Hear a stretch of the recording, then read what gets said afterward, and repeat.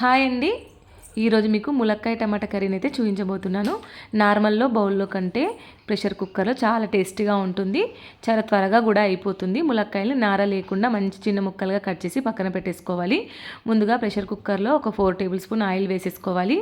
Oil heat అయిన తర్వాత ఆవాలు, జీలకర్ర, కరివేపాకు, పసుపు వేసుకున్న తర్వాత 1 టేబుల్ స్పూన్ అల్లం వెల్లుల్లి పేస్ట్ వేసి పచ్చివాసన పోయేంత వరకు కలుపుకున్న తర్వాత మనం కట్ చేసిన ములక్కాయ ముక్కలు వేసి ఒక 10 నిమిషాల వరకు కలపాలి. ఇలా కలపడం వల్ల ములక్కాయలు కనర్ రాకుండా మెత్తబడిపోతాయి. కర్రీ అనేది చాలా టేస్ట్గా ఉంటుంది. ములక్కాయలు ఒక 10 నిమిషాల తర్వాత కలిపినాక ఇలా నేను ఒక పెద్దగా 4 టమాటాలు వీలైనంత వరకు సన్నగా కట్ చేసుకొని ఇందులో వేసేసుకున్నాను.